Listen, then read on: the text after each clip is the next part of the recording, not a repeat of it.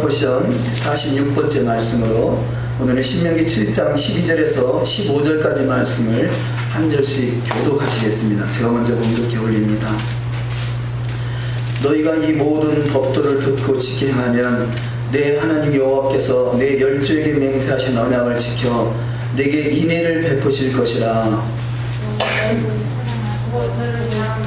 복을 주사 내게 주시라고 내 열조에게 주시라고 내 선생에게 주시라고 너의 태지 소상과 구식과 풀과 기름을 분석해 하시고 내 소와 양을 분식해 하시리니 내가 복을 받음이 만민보다 우승하며 너희 중에 남녀와 너희 짐승의 암수에 생육하지 못함이 없을 것이며 너희가 아는 바 그 애굽의 악취 내게 임하지 않게 하시고 너를 미워하는 모든 자에게 임하게 하실 것이라. 아멘. 오늘도 주여 내가 풍성한 하루가 다 되시기를 주님의 이름으로 축원합니다. 아멘. 저는 요즘에 매주 주중에 하루하루의 삶이요 너무 참 신나고 기쁜 날들이 연속해요. 뭐 누가 인정해 주는지 안 해주는지는 모르지만 저는 너무나 감사하고 참 제 그 심정을 말로 어떻게 표현한다라면요, 축구장에 상대편 골대에 키퍼만 세워놓고 공을 저 혼자 차는 그런 느낌이에요. 그러니까 마음껏 차서 뭐 되게 축구장에서 키퍼만 세워놓고 골 문지기만 세워놓고 공을 차면 거의 가다 100발별쯤 들어가잖아요. 10번 차면 뭐 8, 9번은 들어갈 거예요. 매일매일 토라포션 알리아 말씀을 인터넷에 올리는데요, 토라를 알고 나서 성경을 보니까 성경이 너무 기가 막힌 말씀들이 그동안 2000년 동안 닫혀있던 말씀들이 눈이 훤히 보이는 거예요. 이렇게 그 성경은, 하나님의 말씀은 마치 보화란 말이에요. 그래서 보화를 발견해서 누가 그 보화를 캐내어 가져갈 자가 누구인고, 뻔히 보고 있으면서도 보화를 보지 못하는 사람이 있는가 하면 눈에 너무 많은 보화가 보이는데 그걸 그야말로 가져가지 않으니까 너무 안타까운 것이에요. 저와 여러분에게 동일하게 이 하나님의 보화가 눈에 열려져서 마음껏 캐내서 가져가시는 은혜가 있으시기를 주의 이름으로 축원합니다. 아멘. 제가 처음에 교회를 개척하는데, 개척할 때 이 꿈을 꿨어요. 개척 전에 꿈을 꿨는데 밤나무가 있죠. 밤나무. 그 밤나무가 있는데 밤나무 밑에 막 그 주먹만한 밤이 이렇게 많이 이렇게 놀려져 있어요. 그런데 그 주먹만한 밤을 여러 사람들이 거기를 지나가는데 아무도 보지 못하고 그냥 지나가는 거예요. 그래서 제가 그 주먹만한 밤을요, 왜 이렇게 크고 좋은 걸 안 주워갈까 하고 저 혼자 막 주워 담은 기억이 지금 새롭게 생각나는데요, 그때 제가 개척할 때 2005년도에 개척할 때의 꿈이 지금 이루어지는 것 같아요. 그냥 막 그 주먹만한 밤을 지금 저 혼자 죽고 있는 심정이요. 공만 찼다면 골대에 들어가는 그 심정. 여러분, 그 심정을 같이 저만 누릴 것이 아니라 동일하게 누리는 축복이 임하시기를 주의 이름으로 축원합니다. 아멘. 하나님 말씀이 깨달아지고 그 말씀이 꼴소리까지 달아지고 그 말씀이 창자에 채워진다는 것이 얼마나 큰 축복인지 몰라요. 그래서 에스겔서에서 너희가 그 말씀을 먹되 말씀을 채우되 창자에까지 가득 채우라 그러잖아요. 말씀을 배에 채우되 창자에까지 가득 채워지는 그 역사, 그래서 그 말씀이 채워지는 역사, 그래서 하늘의 신령한 복으로 가득 채워지는 역사가 임하시기를 주의 이름으로 축원합니다. 우리의 설교 내용 속에 우리 교회 수준에 비해서 설교 내용이 많아요. 그런데 저는 하나라도 더 전하고 싶은 거예요. 그런데 또 이 말씀을 듣든지 아니 듣든지, 아니 깨닫지도 못하든지 깨닫든지 깨닫지 못하든지 말씀을 잘 듣고 마음판에 잘 새겨놓으면 그 언젠가는 그 말씀이 살아서 역사하시는 때가 반드시 나타날 줄 믿습니다. 아멘입니다. 할렐루야. 아멘. 그래서 우리는 조금 듣기가 이 평소에보다 설교 내용이 조금 길더라도 그 말씀을 꼭꼭 담아놓으세요. 아멘입니다. 예전에는 이 말씀들이 우리 속에서 이 살아서 역사하시는 때가 반드시 나타날 것이에요. 그래서 그 말씀이 살아 역사할 수 있도록 가능하면 이 예배전에는 푹 주무시고 오세요. 예전보다 설교가 조금 길으니까 이게 좀 좋을 수도 있단 말이에요. 근데 뭐 피곤해서 조는 것은 어쩔 수 없겠습니다만, 가능하면 푹 주무시고 나면 그 말씀들이 이 배에 채워지고 창자에 가득 채워져서 언제는 그 말씀이 살아서 역사하는 때가 있을 줄 믿습니다. 그 말씀은 살아있는 생명의 말씀이에요. 하나님 말씀은 살았고 운동력 있어 좌우의 날선 어떤 것보다도 예리하다고. 말씀이 살아서 역사하시면요, 우리 속에 있는 흑암의 세력들이 다 떨어져 나갈 수밖에 없고, 그야말로 하나님의 은혜의 빛이 세상에 비칠 수 있는 빛의 자녀들이 다 되는 축복이 있는 줄 믿습니다. 날마다 만사가 형통하는 축복이 있을 줄 믿습니다. 지난주에 본 말씀 중에 소통이라는 단어를 제가 은혜를 받았는데, 소통, 만사형통하리라 그러잖아요. 만사형통. 그래서 이 소통이라는 것은 모든 사람과 소통할 수 있다면 만사가 형통해진다는 것이죠. 하나님 말씀이 저와 여러분을 주장한다면요, 만사가 형통하지 못할 것이 없어요. 그래서 하나님 말씀이 내 배에 채워지되 창자에 채워져서 가득 채워져서 만사가 형통하는 축복 임하시기를 주의 이름으로 축원합니다. 자, 오늘 말씀의 핵심은 이 행하면이라는 제목이 되겠습니다. 돌아보시던 46번째 말씀으로 에케부라는 히브리 단어인데, 에케부, 행하면, 이 말씀은 행한다. 성경에서 행함이 없는 믿음은 죽음이 된다 그러죠. 자, 믿음의 시작은 믿습니다라고부터 시작이 된다면, 그 믿습니다라는 그 믿음의 행동으로 실천으로 옮겨질 때 드디어 하나님의 역사가 시작된다는 거죠. 그런데 조금 행하다 말고 용도삼매와 같이 조금 실천하다 중간에 포기하는 그런 것을 말하는 것이 아니라, 여기서 말하는 표현하는 행하면이라는 단어는 끝까지 그것을 믿음으로 지키는 것을 말하는 것이에요. 우리가 매주 금요일마다, 목요일마다 이 앞에 천막을 치고 전도합니다만, 지난주에 하나의 어떤 영감님을 만났어요. 그분이 아주 장인이에요. 장인. 아주 기술로서 이 나라에서 인정해주는 그런 이 장인의 자격을 가지고 계신 분인데, 그분 밑에 부분이 가지고 있는 기술을 많은 사람들에게 전수를 했대요. 그래서 많은 사람에게 전수했는데, 그 전수받은 사람들 중에는 아주 뛰어난 어떤 실력을 갖춘 사람도 있고요, 똑똑한 사람도 있고, 참 여러가지 천차만별의 사람이 있는데요, 근데 오랜 세월이 지난 다음에 보니까 똑똑하고 기술이 좋다고 반드시 잘 살고 그 기술을 잘 활용하는 것은 아니더라는 것이에요. 그런데 어떤 사람이 바로 가지고 있는 기술을 가지고 성공하고 그러면 세상에서 인정받을 수 있는 출세하는 사람이 되는 것 같더니요, 끝까지 그것을 붙들고 끝까지 있냐며 쉽게 행하는 자가 복을 받더라는 것이에요. 그래서 우리는 저와 여러분 반드시 하나님의 말씀을 지켜 행하되 중간에 한두 번 지켜봤더니 되는 일 없더라, 그것이 아니라 끝까지 그 말씀을 붙들고 지켜 행함으로 말씀대로 이루어가는 복된 자가 다 되시기를 주의 이름으로 축원합니다. 그래서 하나님의 말씀은 딱 두 가지입니다. 하나님 말씀은 쉽게 행하면서 행함으로 복을 받을 것이냐, 행하지 아니함으로 말미암아 복이 반대의 수가 뭐겠습니까? 저주가 임할 것인가 하는 것이죠. 우리는 말씀을 지키되 끝까지 지켜 행함으로 반드시 복 있는 자가 되시기를 주의 이름으로 축원합니다. 오늘 본문 말씀의 시작이 너희가 이 모든 법도를 듣고 지켜 행하면, 이렇게 말씀이 시작되고 있습니다. 그런데 이 듣고 지켜 행한다라는 그 행한다라는 단어는 히브리어로 에케브라는 단어인데, 그 에케브라는 의미는 끝부분, 끝까지, 끊임없이, 또 다른 의미로 보상, 상금, 노동의 대가, 어떤 때문에 이유, 그런 의미가 있습니다.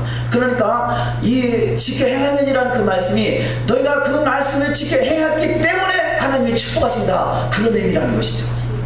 그래서 이 하나님의 말씀을 지키되 끝까지 지켜 행하는 자가 돼서 하나님이 예비하신 놀라운 축복이 날마다 임하시기를 주의 이름으로 축원합니다. 여기서 지켜 행하면이라는 그 말씀의 의미는, 어원 속에는요, 야곱이 형 에서와 어머니 뱃속에서 태어날 때 쌍둥이죠. 그래서 형 에서가 먼저 태어납니다. 그래서 형 에서는 형이 됐어요. 근데 형 에서의 발꿈치를 붙들고 나온 자가 야곱이에요. 그래서 끝까지 지켜 행한다라는 그 단어의 어원이 마치 야곱이 에서의 발 뒤꿈치를 붙들고 나온 그 단어의 어원과 똑같다는 것이죠. 그 끝에 비록 그 마지막에 그 발꿈치를 붙들지 못했으면 그야말로 그 하나님의 은총을 크게 받는 자가 되지 못했을 것이요. 자, 야곱의 발 뒤꿈치를 잡았다는 의미는요, 창세기 아담과 하와가 그 선악을 알게 하는 실과를 따먹음으로 말미암아 범죄하게 되죠. 그래서 이 아담과 하와를 미혹했던 사단과 끊임없이 영적인 전쟁을 하는 것이 우리 그리스도인의 신앙이에요. 그런데 이 아담의 후손들이 마귀의 머리를 깨뜨릴 것이고, 마귀는 이 아담의 후손들의 발 뒤꿈치를 잡을 것이다 그랬거든요. 그러니까 우리 인생이 마귀에게 발 뒤꿈치를 잡힌 인생은요, 되는 일이 없어요. 발을 떼야, 땅을 밟아야 축복이 임하지 않겠습니까? 그런데 마귀가 우리의 발 뒤꿈치를 꽉 붙들고 있으면 되는 일이 없어요. 그래서 이 본문 말씀은 하나님의 말씀을 끝까지 지키는 그에게는 마귀의 발 뒤꿈치를 오히려 잡는 자가 되는 것이죠. 잡혔던 발을 이제는 떼서 마귀의 발 뒤꿈치를 잡고 마귀를 꼼짝 못하게 만들므로 말미암아 하나님의 은총이 크게 임하시는 축복이 임하시기를 주의 이름으로 축원합니다. 하나님은 아담과 하와를 만드시고 생육하고 번성하고 충만하고 땅을 정복할 수 있는, 땅을 다스리는 권세를 주셨단 말이에요. 근데 이 다스림의 권세가 언제 잃어버리냐? 마귀에게 속아서 미혹당하고 나서 마귀에게 발 뒤꿈치를 붙들고 났더니 그때부터 되는 일이 없어지는 거죠. 그런데 이 거꾸로 이제는 역으로 하나님의 말씀을 지켜 행하는 자가 될 때 마귀의 발 뒤꿈치를 거꾸로 붙들게 되는 것이고, 마귀는 꼼짝 못하고 하나님의 은혜는 날마다 임하는 축복된 삶이 다 될 줄 믿습니다. 우리가 그것은 마치 직장생활 하든 하루에 일용직을 하든 하루에 일을 해야 그 일에 대한 대가를 주잖아요. 그래서 그 말씀과 같이 하나님은 믿음으로 말미암아 너에게 축복이 예비되어 있지만 그 믿음의 실천이 끝까지 이루어질 때 하나님의 축복이 비로소 임한다라는 그런 의미의 말씀인 것입니다. 우리는 믿음으로 끝까지 이기는 자가 되시기를 주의 이름으로 축원합니다. 그러면 신앙에서 믿음으로 이긴다, 믿음이 이긴다. 요한계시록 2장 3장에 보면 아시아에 있는 7교회에 대해서 이기는 자에게는 생명의 멸관을 주리라, 이기는 자에게는 만나를 주리라, 이기는 자는 새벽별을 주리라, 이기는 자는 하늘과 땅에 그 만국을 다스릴 수 있는 철저한 권세를 주리라. 그러면 그 이기는 자가 무엇이냐? 끝까지 말씀을 붙들고 믿음으로 승리하는 것이 이기는 것이에요. 우리가 마귀하고 싸워서 뭐 칼싸움하고 총싸움에서 이기는 게 아니라, 마귀는 끊임없이 말씀에서 벗어나게 만드는 것이 마귀의 전략이고요, 그리스도는 끊임없이 말씀을 붙들고 말씀으로 이겨나가는 것이 바로 승리하는 것입니다. 우리는 반드시 말씀을 붙들고 끝까지 나가셔서 승리하는 영적 승리자가 되시기를 주의 이름으로 축원합니다. 그래서 계시록 2장 26절 말씀에 이기는 자와 끝까지 내 일을 지키는 그에게 만국을 다스리는 권세를 주리니. 할렐루야. 하나님의 말씀을 붙들고 끝까지 승리하셔서 반드시 만국을 다스릴 수 있는 철저한 권세를 받아 누리시기를 주의 이름으로 축원합니다. 우리 교회 5번째 이 표가 그렇잖아요. 첫 번째가 뭐죠? 발국 성도가 되자. 두 번째 신부운동, 신부가 되자, 주님의 신부가 되자. 세 번째 강한 용사가 되자. 네 번째 대복을 예비하는. 아멘. 다섯 번째 만국 권세자. 할렐루야. 만국을 다스릴 수 있는 권세가 되자. 그것이 뭡니까? 말씀을 붙들고 끝까지 이기는 자가 만국을 다스릴 수 있는 권세자로 세워진다라고 계시록 2장 26절은 말씀하고 있습니다. 일단 두 번째 말씀으로 법도를 듣고 지켜 행할 때 여호와께서 언약을 베푸신다. 신명기 7장 12절은 본문 말씀이죠. 너희가 이 모든 법도를 듣고 지켜 행하면 내 하나님 여호와께서 내 열조에게 맹세하신 언약을 지켜 내게 인애를 베푸실 것이라. 바로 아담과 하와에게 주어졌던 그 언약이 언제 이루어지느냐? 말씀을 붙들고 끝까지 믿음으로 지키는 자에게 그 언약을 성취케 하신다라고 성경은 말씀하고 있습니다. 왜냐하면 마귀는 말씀을 잊어버리게 만드는 것이고요, 하나님은 말씀을 붙들라고 말씀하고 있습니다. 그래서 마귀 따라 말씀을 잊어버리면 저주받은 자가 되는 것이고, 예수님 따라서 말씀을 붙들고 승리하면 이기는 자가 돼서 만국을 다스릴 수 있는 철저한 권세를 받아 누리는 자가 될 줄 믿습니다. 여기 지금 7장 12절에 너희가 이 모든 법도를 듣고 그랬는데, 법도라는 단어는 미시파팀이라는 단어예요. 미시파템이 히브리어로 다른데, 히브리어로 미시파템은 판결, 판단, 사례 분별, 의견 뭐 이런 뜻을 가지고 있습니다. 그래서 이 단어 하나를 분석해 보면 미슈라는 단어는 뽑아내다, 빼내다라는 단어고요. 그 다음에 페라는 단어는 우리의 입을 말하고요. 또 그 다음에 테트는 뱀, 우리를 둘러싸고 있는 사단의 능력. 또 요드는 하나님의 손, 하나님의 말씀을 하나님의 말씀이 부수어뜨린다. 뱀은 하나님의 나라가 완성되다. 그래서 이 미시파트라는 단어는 결국 우리 속에 있는 뱀을 뽑아내서 그 뱀을 멸함으로 말미암아 하나님의 나라가 우리 안에 이루어진다, 그런 의미를 가지고 있죠. 그러니까 하나님은 우리 인생을 창조하실 때 하나님의 형상과 모양대로 창조하셨어요. 그래서 그 하나님의 형상과 모양대로 창조된 인생이 아담이었던 것이고, 그런데 아담 속에 뱀이 들어옴으로 말씀을 지키 행하지 못하게 하고 결국은 세상으로 쫓겨나서 가시와 어려운 길을 통해서 일을 해갖고 곡식 소산을 먹고, 여자는 해산하는 고통을 겪게 되며, 이것이 바로 여자는 남편을 사모하게 되며, 자, 이런 것들이 결국은 에덴 동산에 쫓겨남으로 말미암아 이루어진 일이라면, 우리가 하나님의 말씀을 온전히 이루어지므로 미시파팀, 내 안에 하나님 나라가 온전히 이루어질 수 있는 축복의 삶, 생육하고 번성하고 충만하고 천하를 다스릴 수 있는 영적인 권세자가 다 되시기를 주님의 이름으로 축원합니다. 좀 세 번째 말씀으로, 예수께서 본문 말씀으로 사단을 물리칩니다. 말씀은 살아서 역사하셔요. 예수님께서 세례 요한을 통해서 세례 받으시고 물에서 올라오셨을 때 성령이 비둘기같이 임했다고 그랬죠. 그리고 나서 광야에 성령에 이끌려서 광야에서 40일간 금식하시고 줄이신 다음에 마귀에게 세 가지의 시험을 받습니다. 너가 40일간 금식했는데 배가 고프지 않느냐? 너는 하나님의 아들이니까 이 돌을 명하여 떡덩이가 되게 할 수 있지 않겠느냐? 돌을 명하여 떡덩이가 되게 해봐라 라고 이렇게 마귀가 예수님 앞에 주문을 하죠. 그때 예수님이 사람이 떡으로만 살 것이 아니요 여호와의 입에서 나오는 말씀으로 말미암아 사느니라 라고 말씀하죠. 할렐루야. 사람이 떡으로 사는 것이 아니라 여호와의 입에서 나오는 말씀으로 말미암아 살리라. 이 말씀이 바로 신명기서의 오늘 본문에 기록되는 말씀입니다. 그래서 저와 여러분은 반드시 말씀으로 사는 인생, 예수님께서 사단을 이길 수 있는 것이 말씀으로 이긴 것 같이 저와 여러분도 말씀으로 승리하는 신앙 되시기를 주의 이름으로 축원합니다. 그래서 우리가 기도 제목이 뭐냐? 여러분들 나름대로 여러 가지 기도 제목이 있을 것입니다. 그러나 진짜 기도 제목은요, 보통 기도 제목, 우리가 그리스도인이 가지고 있는 기도 제목은 이것은 하나님이 보시기에 참으로 기뻐할 수 있는 기도 제목이 별로 많지 않아요. 진짜 기도 제목은 뭐냐? 말씀이 내 안에서 이루어지기를 원하여 기도하는 것이 진짜 기도 제목이에요.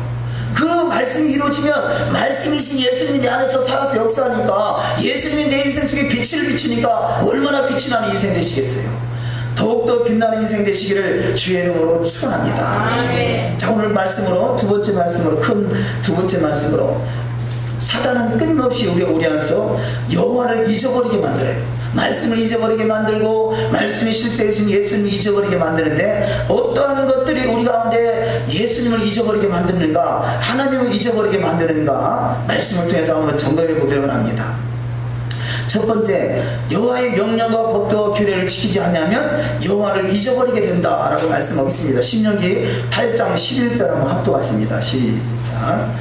내가 오늘날 내게 명하는 여호와의 명령과 법도와 규례를 지키지 아니하고 내 하나님 여호와를 잊어버리게 되지 않도록 삼가할지어다. 아멘. 자, 여호와의 명령과 법도와 규례를 지키지 아니하다 보면 언젠가는 그가 하나님 자체까지도 잊어버리게 된다는 거죠. 자, 이 동일한 말씀이 로마서 1장 21절에 말씀이 기록되는데요, 하나님을 영화롭게도 아니하고 감사치도 아니하면 그 마음이 허망해져서 미련한 마음이 어두워져서 결국 하나님을 잊어버리게 된다 그래요. 하나님을 잊어버리게 되면 어디 가겠어요? 할렐루야. 그건 할렐루야 할 일은 아니지만, 여러분, 우리가 하나님을 영화롭게도 아니하고 감사치도 아니하다 보면요, 하나님 말씀을 무시하고 하나님 말씀을 등한시하다 보면요, 마귀가 그 인생을 아가리를 꿰가지고 끌고 가서요 지옥 자식 만들어요. 우리는 하나님 말씀 앞에 가까이 한 걸음 한 걸음 가까이 가는 것이 왜 복이냐? 하나님의 은혜 안에 들어갔기 때문에 그래요. 그래서 할 수만 있으면 말씀대로 이루어가는 신앙이 다 되게 될 줄 믿습니다. 자, 두 번째로 로마서 1장 28절에 그 마음에 하나님 두기를 싫어하면, 꼭 하나님이 나한테 복 주냐라고 생각하고 하나님을 등한시하고 하나님을 게으리하고 하나님을 얘기하는 일에 소홀히 하게 되면요, 이 세상은 영적 일이기 때문에 한 번, 두 번 예배에 빠지면 처음 열심히 신앙생활 하다가요, 예배 한 번 빠지면 마음이 껄쩍지근하지 않습니까? 그런데 두세 번, 여러 번 빠지다 보면요, 아주 자연스러워요. 오히려 교회 가는 것이 부담스러울 정도 돼요. 이것은 뭘 말하느냐? 하나님을 잊어버리고 있다는 증거예요.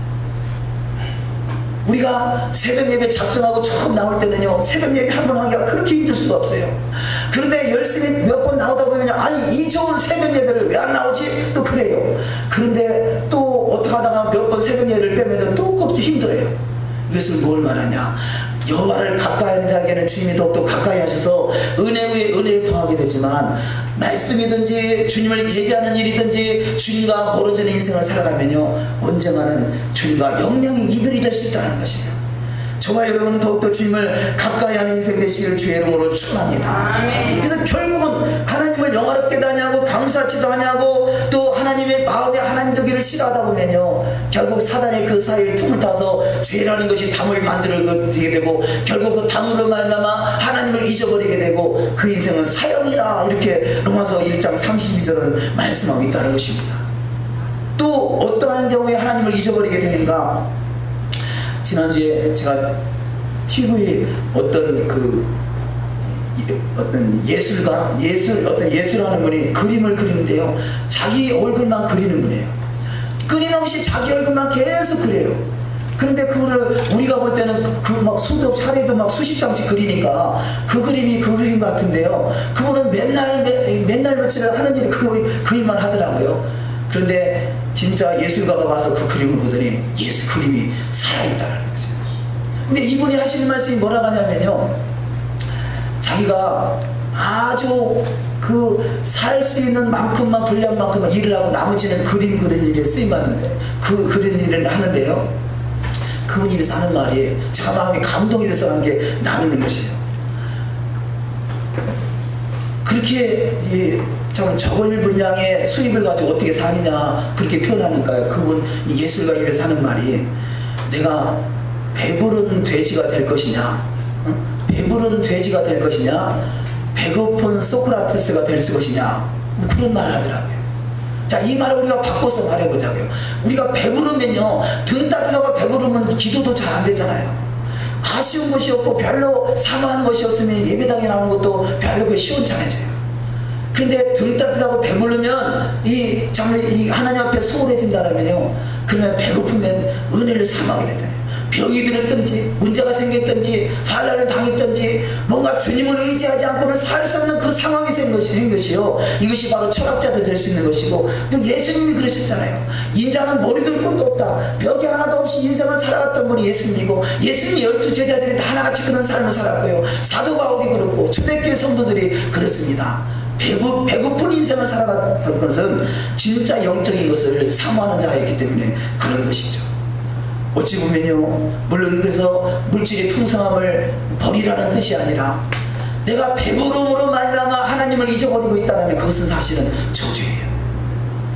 나에게 주어진 하나님의 은총이 하나님께 더욱더 영광될 수 있는 삶 되시기를 주의 이름으로 축원합니다. 우리가 만약에 둘 중에 하나를 선택해야 된다면 배부른 돼지가 될 것인가, 배고픈 믿음 좋은 사람이 될 것인가, 둘 중에 하나를 선택해야 된다면 믿음 좋은 길을 선택하시기를 주의 이름으로 축원합니다. 오늘 본문 말씀에는 그 말씀을 하고 있어요. 신명기 8장 12절 이하 말씀 한번 합독하십니다. 시작. 내가 먹어서 배불리고 아름다운 집을 짓고 거하게 되며, 또 내 우양이 번성하며 내 은금이 증식되며 내 소유가 다 풍부하게 될 때 두렵건대 내 마음이 교만하여 내 하나님 여호와를 잊어버릴까 하노라. 아멘. 너희가 등 따뜻하고 배부르고 은금이 증식되고 우양이 번성하고 내 소유가 풍부하게 될 때 뭐가 틈을 타느냐? 교만의 틈을 타면 너는 결국 하나님을 잊어버리게 된다는 것이에요. 그래서 우리는 끊임없이 부하든 가난하든 끊임없이 우리는 겸손해야 돼요. 할렐루야. 자, 부하면서 겸손하면 얼마나 좋겠어요.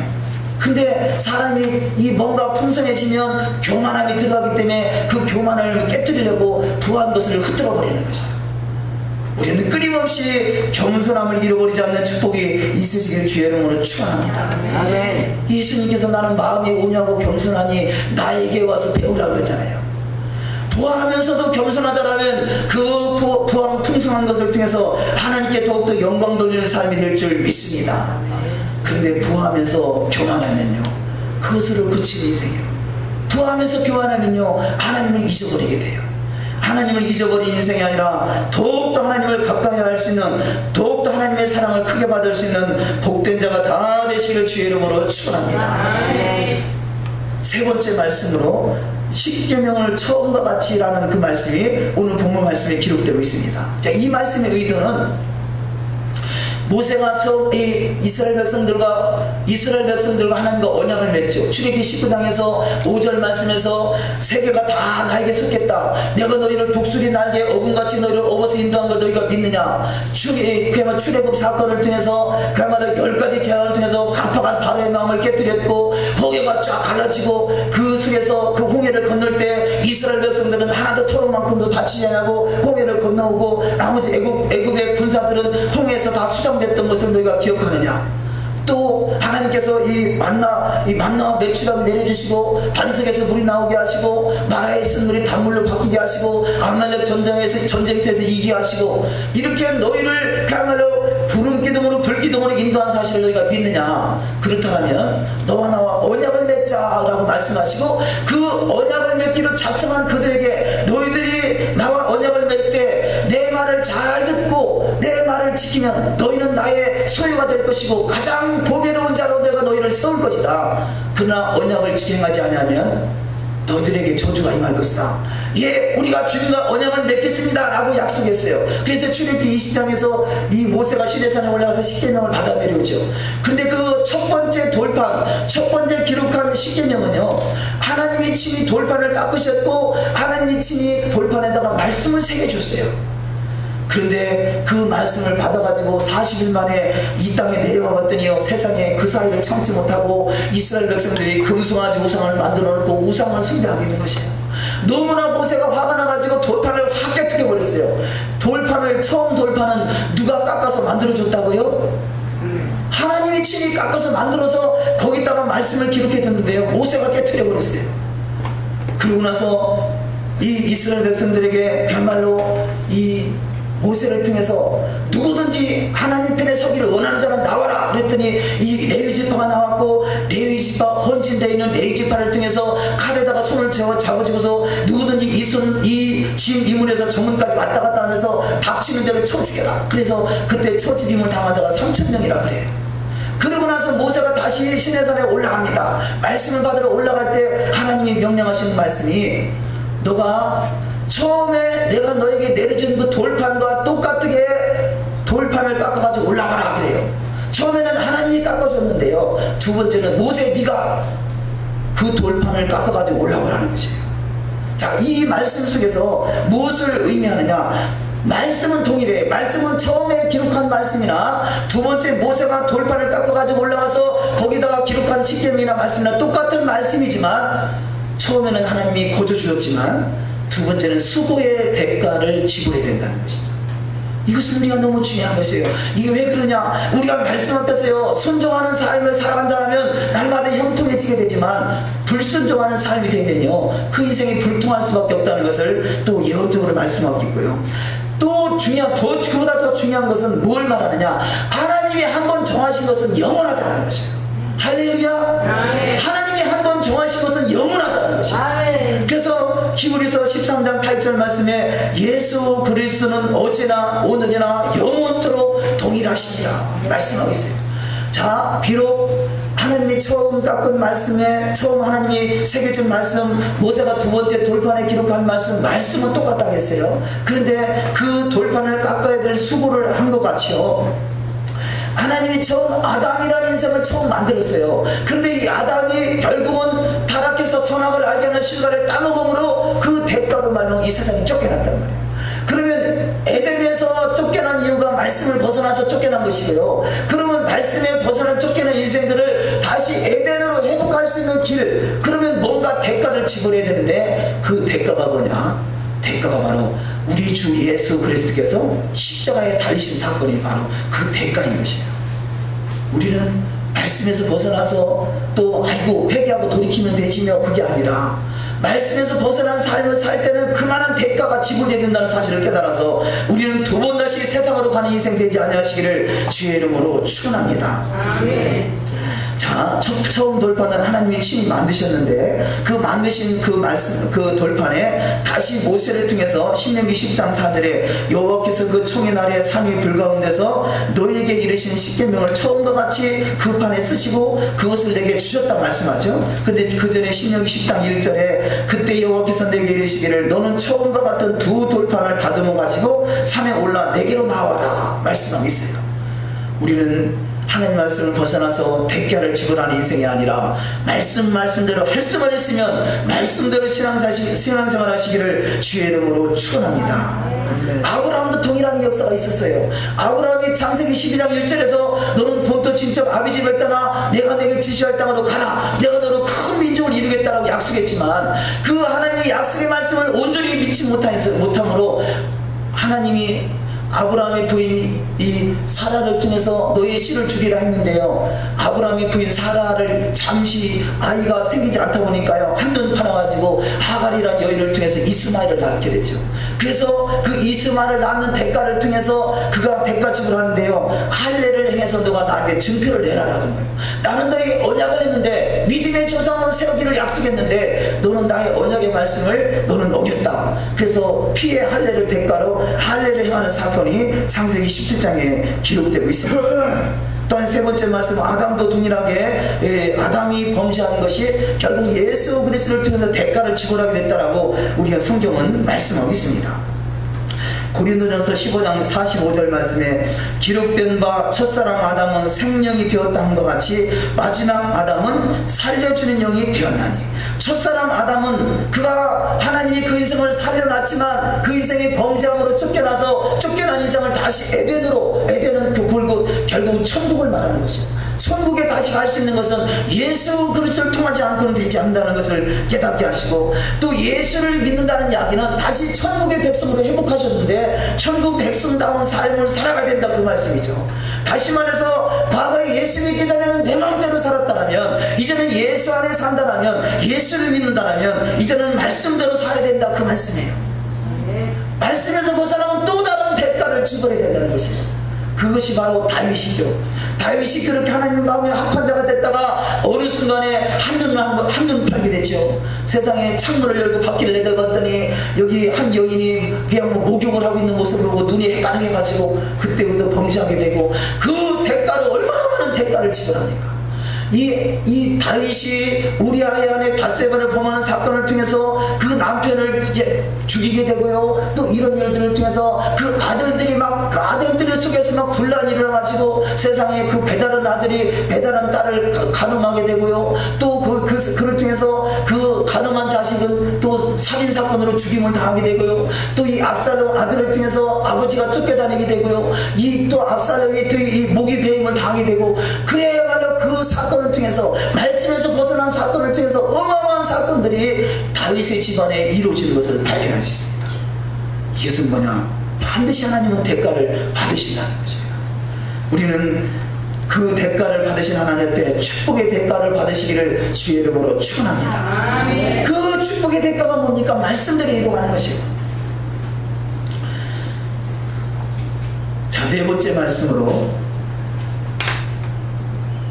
내 행복을 위하여. 자, 이 성경의 부모 말씀은요, 자, 이렇게 우리가 말씀 앞에 순복하고 말씀 앞에 순종하고 말씀대로 행하여 라는 그 의미는 너의 행복을 위해서 그렇게 하신다는 것이에요.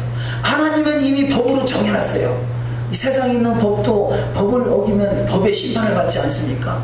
그 경중은 다르죠. 어떤 사람은 경범죄로 몇만 원 낼 수도 있고요, 어떤 사람은 정말로 가서 며칠씩 살 수도 있고 몇 년을 살 수도 있고 아니면 사형을 당할 수도 있고, 그 죄의 경중에 따라서 심판이 이루어지지만 그 죄를 범하지 않으면 그런 심판을 받을 일이 없던 것이, 우리가 하나님의 말씀을 지켜 행하라는 것은 바로 너의 행복을 위해서 하나님 그것을 요구하신다는 것이죠.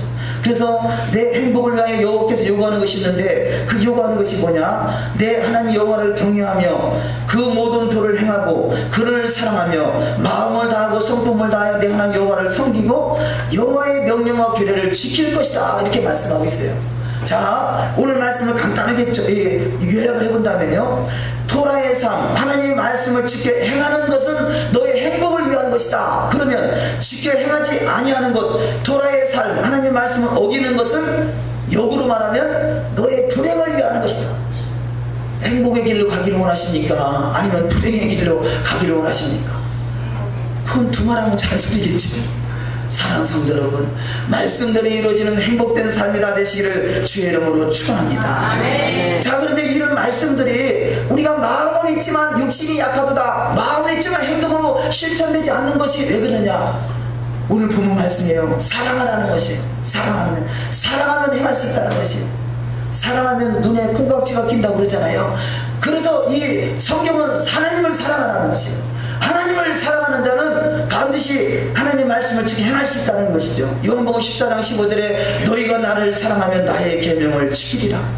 할렐루야. 주님을 사랑하는 자가 되시기를 주의 이름으로 축원합니다. 주님을 사랑하면 주님을 위해서 뭐든지 할 수 있어요. 초대교회 성도들은 주님을 사랑하기 때문에 생명까지도 주님을 위해서 드리잖아요.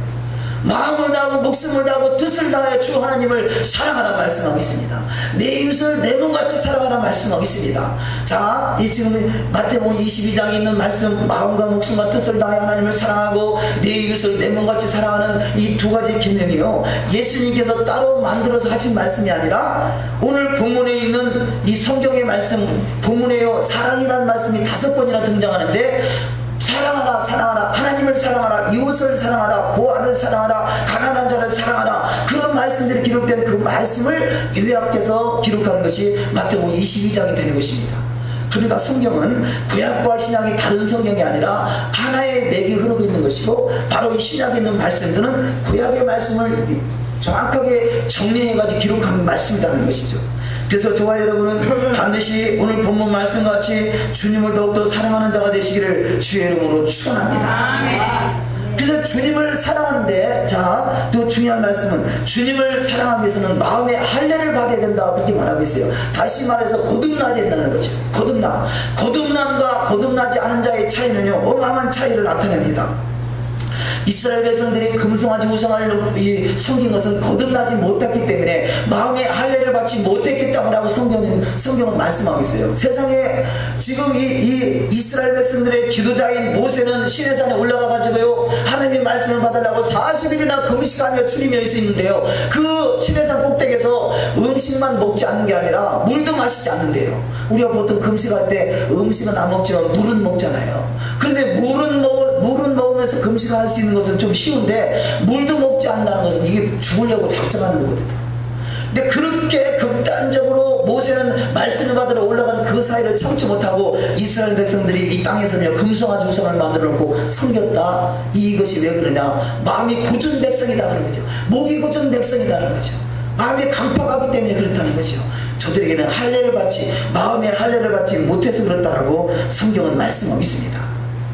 우리가 신앙생활은 주님의 마음을 갖는 것이에요. 주님의 마음을 품는 것이에요. 그러면 주님을 사랑할 수 있고요, 주님을 사랑할 수 있으면요, 주의 말씀을 지켜갈 수 있고, 그것이 가장 복 있는 길로 가는 비결이 되기에 더욱더 우리는 마음의 할례를 행하는 자, 주님을 사랑하는 자가 되시기를 주의 이름으로 축원합니다. 자, 이 모세 시대에 금송아지를 만들어 놓고 이 사건을 통해서 대대로 기억하게 만드는 사건이 금송아지 사건이라면요, 사도행전 2장에 보면 성령이 충만하게 임했을 때 베드로가 나가서 복음을 증거합니다. 그런데 사람들이 베드로를 통해서 말씀을 듣고 나서 어찌할꼬 하고 회개하고 돌이켜 돌아오는 사람이 3,000명이나 있었는데요, 동일하게 성령이 충만해서 스데반이 말씀을 증거할 때는요, 저들이 말씀을 듣고 마음이 찔리긴 했지만 오히려 말씀을 통해서 자기 마음을 찌르는 그 사람을 돌로 쳐 죽였어요. 자, 여기서 천자 베드로를 통해서 말씀을 듣고 회개하는 사람들은, 이 사람들은 마음이 굳은 자가 아니라 마음의 할례를 받은 자고요, 말씀을 들었을 때 마음이 동일하게 찔렸지만 돌을 들고 너가 회개하라고 외치는 그를 돌로 쳐 죽이는 사람들은 마음이 굳은 백성이에요. 마음이 할례가 되지 않은 인생이에요. 우리가 하나님 말씀을 들었을 때 두 가지 반응으로 나타납니다. 어떤 사람은 말씀에서 회개하고 돌이키는 자가 있는가 하면요, 어떤 사람은요, 어떤 사람은 그 말씀에서 돌이키지 않냐고 오히려 말씀을 좋은 교훈을 주고 좋은 하나님의 지혜의 말씀을 주고 좋은 말씀하는 사람을 비아냥거리고 오히려 돌을 던지는 자가 있다는 것이죠. 사랑하는 성도 여러분, 우리는 하나님 말씀 앞에 순종하고 복종되는 자가 되시기를 주의 이름으로 축원합니다. 사도행전 7장 54절에 저희가 이 말을 듣고 마음에 찔려 저를 향하여 이를 갈거늘 이렇게 말씀하고 있어요. 우리는 하나님 말씀 앞에 이를 가는 자가 아니라 말씀 앞에 순종하는 자가 되고, 그래서 복 있는 자가 되고 하나님의 영광을 들을 수 있는 영광스러운 주인공이 다 되시기를 주님의 이름으로 축원합니다. 자, 다섯 번째 말씀으로 새치부터 새말까지다라는 단어가 이 오늘 본문의 신명기 11장 12절에 기록되고 있습니다. 새치부터 새말이라는 것은 처음부터 시작이요, 시작과 끝이요, 알파와 오메가요, 알레프와 타보요, 그런 말씀입니다. 시작과 끝은 바로 예수 그리스도입니다. 처음과 끝은 예수 그리스도입니다. 자, 예수 그리스도는요, 우리가 2000년 전에 이 땅에 육신의 몸을 입고 오셨지만 사실은 이 세상을 창조하신 분이 바로 예수 그리스도예요. 우리의 신랑이 바로 예수 그리스도예요. 영원한 분이 바로 이 새초부터 샘물까지 존재하시는 분이 예수 그리스도예요. 그래서 예수 그리스도 그분이 하신 말씀이 바로 이 토라 성경인 것이고요, 이 성경의 말씀을 믿고 지켜 따르는 것은 바로 예수 그리스도를 믿는 것이고 예수 그리스도 하나가 되는 것이고, 바로 새초부터 샘물까지 함께 하시는 그분이 우리를 눈동자같이 지키신다라고 성경은 말씀하고 있습니다. 신명기 16장 12절 말씀에 내 하나님 여호와께서 권고하시는 땅이라 새초부터 새말까지 내 하나님 여호와이더니 항상 그 위에 있느니라. 할렐루야. 하나님의 눈은요, 새초 처음부터 우리가 태어난 그때부터 내 인생의 새초부터 내 인생의 새말까지도 말씀이 되겠습니다만요, 이 세상을 창조한 그때부터 이 세상이 종말을 구할 그때까지 하나님은 우리 앞에서 시선을 떼지 않고 눈동자같이 돌보고 지키고 계신다는 것이에요. 지키고 있다는 것이죠. 세상에서 사람은 속여도 하나님은 속일 수 없습니다. 세상에 사람의 눈은 피할 수 있어도 하나님의 눈은 피할 수 없습니다. 축복은 하나님이 하시는 것입니다. 가장 좋은 것은 위로부터 빛들의 아버지께로부터 내려오는 줄 믿습니다. 하나님 앞에 인정받는 신앙 되시기를 주의 이름으로 축원합니다. 그럼 이 새초부터 새말까지는 무엇을 말하느냐? 하나님의 말씀 앞에 떠는 자가, 말씀대로 이루기 위해서 떠는 자가 되느냐, 말씀을 무시하고 아무도 지켜보지 않는다라고 말씀을 무시하고 살아가느냐 하는 것입니다. 우리 진짜 신앙은요, 아무도 보지 않을 때 우리가 어떻게 하느냐, 그게 진짜 신앙이에요.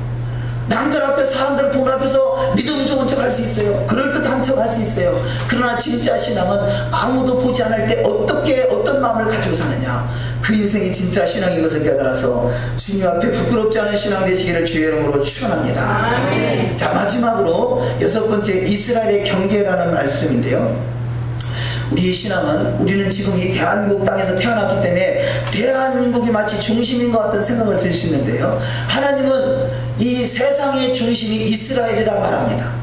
세상의 중심이 이스라엘이라고 말하고요, 그래서 세상의 중심이 이스라엘이고, 또 이스라엘의 중심이 예루살렘이고, 예루살렘의 중심이 또 이 성전입니다. 성전의 중심이 법궤고요, 성전의 중심이 지성소고, 지성소의 중심이 법궤고, 법궤의 중심은 바로 예수 그리스도입니다. 우리는 예수 그리스도를 잊어버리면 다 잊어버린 것이고요, 예수 그리스도를 믿는다는 것은 그 말씀을 믿는 것을 말합니다. 그러니까 이 세상의 공중권세 잡은 사단은 끊임없이 우리를 미혹해 하는데, 그 미혹이 뭐냐? 말씀에서 눈을 돌리게 하는 거고요, 예수님 앞에서 눈을 돌리게 만드는 것이에요. 우리가 그래서 찬양도 주만 바라볼지라 그러잖아요. 주만 바라볼지라. 주님으로 인하여 기쁨을 이기지 못하는 자가 되시기를 주의 이름으로 축원합니다. 주님을 바라보시고 주님을 의지하시고, 주님이 또 함께 거하시는 처소가 어디냐? 바로 주님이 재림하셔서 다시 거하시는 처소가 예루살렘이에요. 하나님은, 예수님이 예루살렘에서 태어나셨고 예루살렘에서 부활하시고 승천하셨고 다시 재림하실 장소가 예루살렘입니다. 자, 첫 번째 성전은 솔로몬 성전이라 그럽니다. 두 번째 성전은 헤롯 성전이라 그럽니다. 그런데 이 첫 번째 성전이나 두 번째 성전은 무너졌어요. 그런데 앞으로 이루어질 성전은 이 에스겔 성전이라 그럽니다.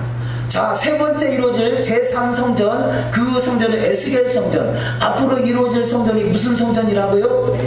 에스겔 성전. 이 성전은 앞으로 예루살렘에 지어질 성전인데요, 우리는 바로 이 예수님이 이 땅에 재림하셔서 통치하실 성전이 바로 에스겔 성전이고, 그 성전을 통해서 천하를 다스리는 때가 우리 앞에 도래하게 되는데, 우리는 그리스도인, 내가 이 대한민국에 태어났기 때문에 대한민국이 중심인 같이 생각이 들지만, 실상 성경의 원리는 바로 예루살렘이 중심이고, 예루살렘의 이스라엘에 바로 이 에스겔 성전이 세워지고요, 그 에스겔 성전이 세워질 때 그 에스겔 성전에서 물이 흘러서 참으로 이 만물을 소성케 한다라고 성경은 말씀하고 있습니다.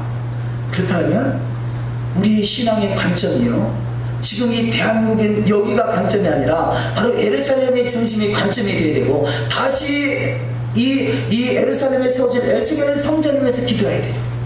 우리가 이스라엘에서 기도하고 예루살렘에서 기도합니다만, 그 핵심은 바로 성전이 세워지는 것이고, 성전이 세워질 때 그 성전을 또 무너뜨리려고 마귀들이 얼마나 국성을 부리고 7년 대환란 뭐 이런 것들이 세상의 캄캄함으로 만민이 어두워지고 손이나 이마에 표를 찍어주고 이런 시대가 언제 오느냐, 에스겔 예루살렘의 성전이 세워지고 난 다음에 이루어질 일들이에요.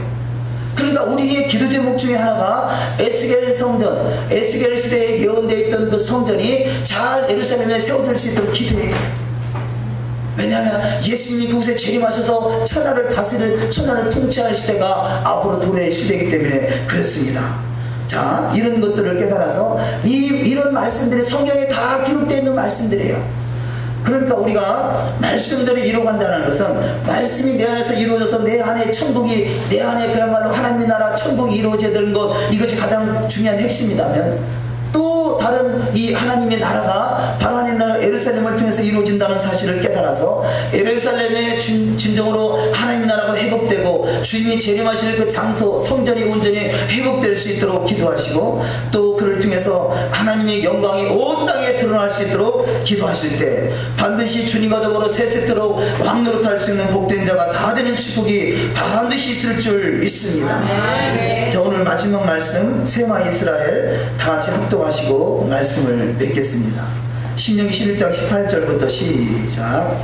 이러므로 너희는 나의 이 말을 너희 마음과 뜻에 두고, 또 그것으로 너희 손목에 매어 기호를 삼고 너희 미간에 붙여 표를 삼으며, 또 그것을 너희 자녀에게 가르치며 집에 앉았을 때든지 길에 행할 때든지 누웠을 때든지 일어날 때든지 이 말씀을 강론하고 또 내 집 문설주와 바깥문에 기록하라.